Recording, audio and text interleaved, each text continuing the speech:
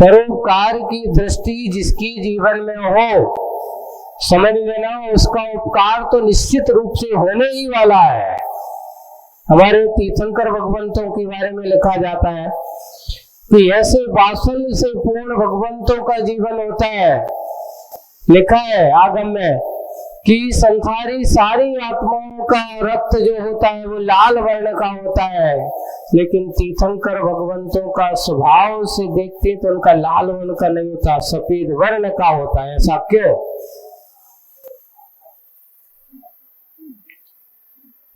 बोलो, उसका उत्तर दिया है, जिसके जीवन में प्राणी मात्र की कल्याण की भावना समाई हो, जिसके जीवन में प्रत्येक जीवों के प्रति मैत्री का भाव हो, जिसके जीवन में सभी जीवों के प्रति परोपकार की भावना समाई हो, जिसके जीवन में स्व उद्धार के साथ सभी जीवों के उद्धार के भाव समाये हो, ऐसा व्यक्ति का, ऐसे तीर्थंकर प्रकृति की सत्ता वाले महापुरुषों का रक्त लाल नहीं श्वेत ही होता है। पर उदाहरण क्या, जैसे माँ संतान को जन्म देती है तो उसके आंचल में दूध स्वयं आ जाता है, कहीं से लाने की जरूरत नहीं पड़ती। उस मातृत्व के परिणाम से, उसके वात्सल्यमयी परिणाम के कारण से उस बेटे के परोपकार की भावना उसके मन में स्वयं होती है, बनाई नहीं जाती। कोई माता जैसे उस बालक का लालन पालन करके उसको बड़ा पोषण करती है, वैसे ही हमारे भगवंत होते हैं, प्रत्येक जीवों के प्रति ऐसी भावना हुआ करती है, इसलिए उनका रक्त हमेशा श्वेत वर्ण का होता है। ऐसी भावना यहाँ कि मैं भी ऐसा कुछ परोपकार का कार्य कर सकूं, अपना उद्धार सहयोगी उपयोगी बन सकूं, पर के लिए कुछ कर सकूं, करो भाई। ये मात्र अपने होकर के जीने वाले के लिए कहा कि कभी किसी परोपकार के कार्यों में अपने आप को सहयोगी बना लो, कुछ अच्छा कार्य कर लो। परोपकार मात्र ये नहीं देखा करता कि किस दृष्टि में कहाँ करना है, ऐसा नहीं है, किस रूप में कहाँ, किस रूप में किसको क्या जरूरत पड़ जाए, कोई भरोसा नहीं है। एक बहुत अच्छा प्रसंग सुनाता हूं। एक बेटे को अपने पिता के साथ थोड़ा सा उनके विचारों में वैषम्यता दिखाई देती है। वैषम्यता क्या थी कि पिता की इच्छा थी कि जो बेटा रोज उठे, जल्दी जाए, मंदिर चले, पूजन करे, साधु संत के समागम में बैठे। ऐसा नहीं कि बेटा नहीं जाता था, जाता था, लेकिन कभी कभार आलस कर जाता था, लेकिन उसके मन में सबके प्रति दीन दया के भाव के परिणाम थे। एक दिन दोनों अपने घर से निकले, पिता ने कहा जल्दी कपड़े पहनो, चलो अभिषेक करने, पूजन करने चल रहे हैं। उन्होंने कहा ठीक, मैं आ रहा हूं, जल्दी तैयार हो। पिता इंतजार करते रहे, वो तैयार हो गया। तैयार होकर के अब उसने कहा, देख लिया कि इसने कपड़े पहन लिए, अब तो ये आएगा, तो मैं चलता हूँ, जल्दी आना। बिल्कुल, हाँ चलो। दोनों निकले, ज्यादा से ज्यादा थोड़े से 10-15 कदम का आगे पीछा होगा। पिताजी आगे आगे जा रहे हैं, बेटा पीछे पीछे जा रहा है। तभी रास्ते में एक प्रसंग, एक घटना दिखाई देती है।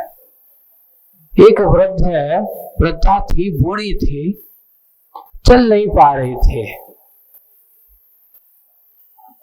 चल नहीं पा रहे थे।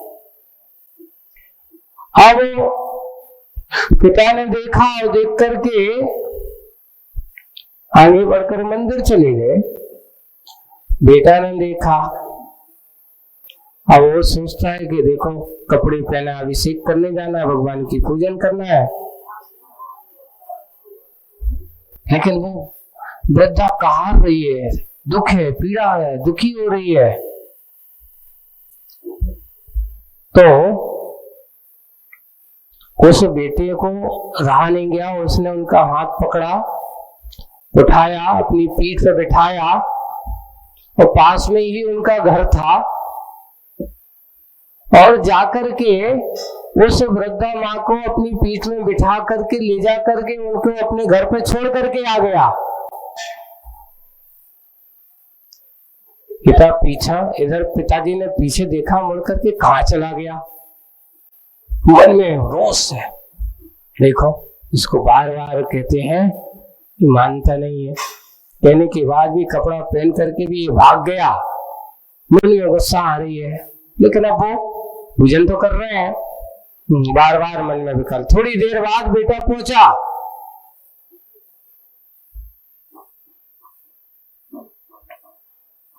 और पिताजी ने कहा कहाँ चले गए थे, पूजा करने में लेट क्यों हो गए, यहाँ क्या मंदिर आने में हो। बोले कि बड़ी पूजा करने गए थे, इससे बड़ी पूजा करने गए थे। उसके भाव थे, उन्होंने कहा ये पूजा को छोड़ करके ये पूजा तो करूंगा, लेकिन इससे भी बड़ी पूजा करने गया था। क्या करने गए थे? बोले कि जब आप रास्ते में आ रहे थे आपको कोई वृद्ध माँ दिखाई दी थी। हाँ, बोले दिखाई दी थी, फलाने की माँ, उनको बहुत दुख हुआ तो चल नहीं पा रही थी, करा रही थी। बोले कि जब तुम्हें वो दिखी थी, देख करके आपने फिर क्या किया? बोले कुछ नहीं किया, देख करके अब वो क्या कर, बुढ़ापा है, बुढ़ापे में आपने उसको देख करके आपके मन में सेवा के भाव, दया के भाव नहीं आए। मैंने तो सोचा कि भगवान की पूजा तो बाद में, ये पूजा पहले जरूरी है। उस वृद्ध माँ को हमने उठाया, उनके घर पर पहुंचाया। बंधु, जब भी अगर ऐसी कोई जरूरत पड़े, अगर कोई ऐसा रास्ते में तुम्हें दिखे, ऐसी कई उदाहरण है। एक बार एक सुप्रीम कोर्ट के एक बहुत बड़े जज कहाँ जा रहे हैं? कोर्ट जा रहे हैं, कोर्ट जा रहे हैं। रास्ते में उन्होंने देखा कि एक छोटे से कुत्ते का पिल्ला है, कीचड़ में दलदल में गिर गया। दयावान, करुणावान है। अब बड़ी सुप्रीम कोर्ट का इतना बड़ा जज, और वहां जाकर के बड़े बड़े निर्णय करने वाला, और जिसके आगे पीछे दो तीन वो रखे, उन्होंने गाड़ी रुकवाई, रुको। चाहते तो ड्राइवर को या अपने उनको कहते ये जाकर के उसको निकालो, नहीं। परोपकार के लिए किसी को आदेश देने की जरूरत नहीं है, स्वयं गाड़ी से उतरते हैं और गाड़ी से उतर के उस कुत्ते को उस कीचड़ से निकालते हैं। और जैसे ही कुत्ते को कीचड़ से निकाला, और कुत्ते को निकालते ही साथ कुत्ते की आदत क्या होती है? उसने अपने शरीर को फड़फड़ा दिया, उनके जितने भी कपड़े थे कीचड़ में लथपथ हो गए।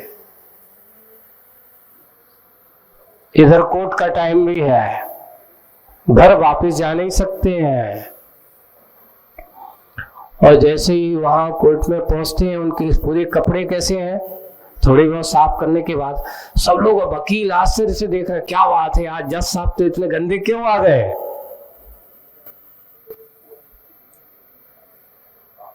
ऐसा क्या हुआ? वहां पर बातचीत करते, बहस करते करते एक वकील ने आखिर पहुंच दिया, जज साहब और तो सब ठीक है, आज आपके निर्णय होता है और ये सब कुछ किया है, लेकिन आज ये समझ में नहीं आई कि आज आपके कहीं गिर गए थे क्या? बोले कि गिर नहीं गए थे, कोई गिरा था उसको उठा करके आए हैं। गिर नहीं गए थे, कोई गिर गया था उसको उठा करके आए हैं। सबको आश्चर्य हो, क्या बात है जज साहब, और आप इतने बड़े पद पे हो करके आपने ऐसा काम किया। बोले कि क्या बात है, पद अपनी जगह है, लेकिन दया करुणा पद से बड़ी चीज है। किसी की सेवा करना उससे बड़ी चीज है। पद उतना महत्वपूर्ण नहीं है जितने व्यक्ति के परिणाम महत्वपूर्ण होते हैं। और वो वहां बैठे ड्राइवर से बताया कि आज वो उसको भी सीखना। एक बड़ा व्यक्ति अगर ऐसे परोपकार के कार्य करता है, उसको इस प्रकार के कार्य करते हुए देखता है, तो छोटा आदमी तो तत्पर उनके साथ लान लग जाते हैं। हमने देखा है आचार्य श्री को, एक बार का प्रसंग है कि लोग आए, बिहार चल रहा था और विहार करते करते एक दिन आचार्य श्री हुए, अच्छे रोड पर जाकर के बैठ गए, पीछे लगाए और पाटा था नहीं, और सब लोग देख रहे हैं, एक दूसरे को देख रहे, पाटा कहाँ गया, पाटा कहाँ गया। आचार्य श्री जमीन में बैठे हैं, सब एक दूसरे को देख रहे हैं, देखो इतने बड़े महाराज है जमीन पे बैठे हैं, पाटा आ गया। आचार्य श्री के पास आचार्य श्री कहा, आचार्य श्री पाटे पे भैया बैठ लेना थे, जो मजा ऐसे बैठने में हो तो पार्टी में नहीं आता, ज्यादा नहीं। कहते हैं पार्टी पे बैठने वाला गिर सकता है, पर जमीन पे बैठने वाला कभी नहीं गिर सकता है।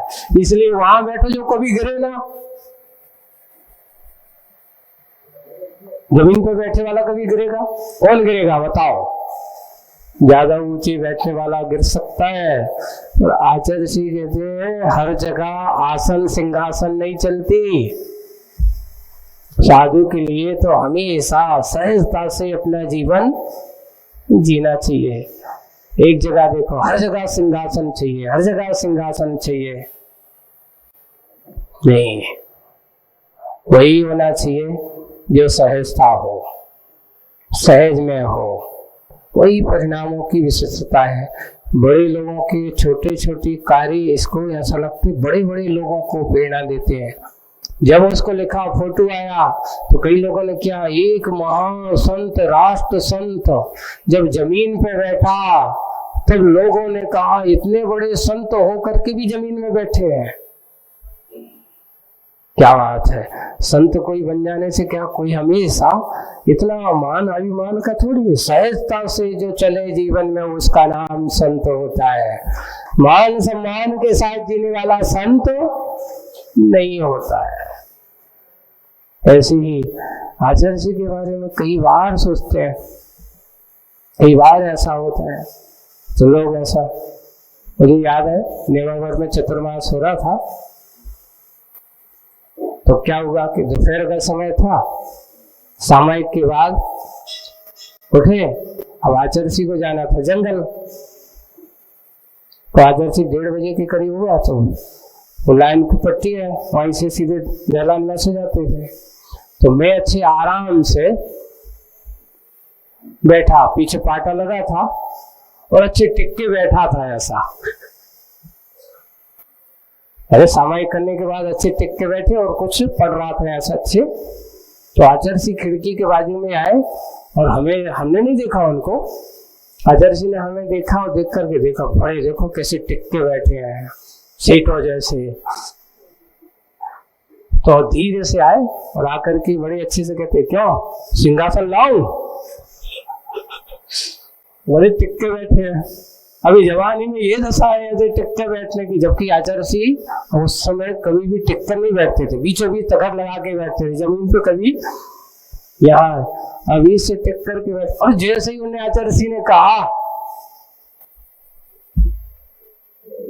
ये इतनी अभी उम्र में इसमें टिक करके बैठना है ठीक नहीं है, बैलेंस। और रास्ते में जंगल चलना है, जंगल साथ में गया, वो उपदेश गुरु जी का है कि देखो ये भी हमारे शरीर की प्रमाद माना जाता है, आसाधना मानी जाती है। अभी से शरीर को तुम ऐसा ढालोगे, अपन सुनते गए, गुरुजी ने कहा। उस दिन से फिर नियम ले लिया कि कम से कम 4 महीने तो टिकेंगे नहीं टिक के नहीं बैठेंगे, दीपावली तक तो हाजर जी के सामने। अब वापिस आए, ठीक है, वो तो उस दिन उसे पाटा उठाया और पाटा उठा करके दूर कर दिया। चलो 4 महीने अब गुरुजी ने कहा है, तो अब तो 4 महीने दीपावली तक तो टिक के नहीं बैठेंगे आप। यही है गुरुओं की छोटी छोटी सी बातें, बड़े लोगों की बड़ी बातें। वे स्वयं कभी टिक करके नहीं बैठते थे उस समय। अब आज भी आचार्य जी का हमने प्राय कर देखा है, कितना भी किस भी हो, सामायिक के समय कभी टिक करके नहीं बैठते, हमेशा बिल्कुल सामायिक में बिल्कुल अप्रमत्त योगी जैसे होते हैं, वो ही होते हैं। ऐसा ये प्रसंग होना चाहिए। यहाँ पर परोपकार की भावना जिनके मन में समाई होती है, ऐसे परम बड़े बड़े महापुरुष हमेशा सहयोगी बने रहते हैं। ऐसे ही भावना एक ही बहाना है। अब यहाँ देखो, दूसरों को माध्यम बना करके, मध्यम यानी समता की ओर बढ़ने, बस सुगमतम पथ है। ये तो सबसे बड़ा सरल पथ है, एक इसका किसी दूसरों को बहाना बना करके अपना कल्याण कर लेना, उनको माध्यम बना करके अपनी ओर की क्षमता को बढ़ा लेना, बढ़ने के बस ये सुगमता का पथ है। और औरों के प्रति अपने अंदर भरी ग्लानि घृणा के लिए विरेचन है ना, ग्लानि घृणा के लिए विरेचन, यानी जो अपने अंदर की ग्लानि है, घृणा है, उनके माध्यम से उसको विरेचन यानी उल्टी करना, बाहर फेंकना, ग्लानि को, घृणा को उनके माध्यम से बना करके। पवन के आशय पर उत्तर के रूप में फूल ने मुख से कुछ भी नहीं कहा, मुख से कुछ भी नहीं कहा, मात्र गंभीर मुद्रा से धरती की ओर देखता रहा। गंभीर मुद्रा को देख करके धरती की ओर देखता रहा। फिर दया द्रवित होकर के करना छलकती दृष्टि फेरी सुदूर बैठे शिल्पी की ओर, क्योंकि वो चिंतित था, टेंशन में है कि अब क्या होगा, इतनी मेहनत के साथ इतने सारे घड़े बनाए हैं, ये बादल उमड़ रहे हैं, चारों तरफ से बड़े घेरे हुए हैं, और आज तो हमारी मेहनत पर पानी फिरने वाला है। यहाँ धरती की ओर दया दृष्टि करना छलकती दृष्टि फेरी सुदूर बैठे शिल्पी की ओर, जो औरों से क्या अपने शरीर की ओर निहारते नहीं, ये औरों की तो नहीं, अपने शरीर को भी नहीं देखते। मेहनत के क्षेत्र में कुछ पल खिसक गए थे, फूल का मुख तमतमाने लगा।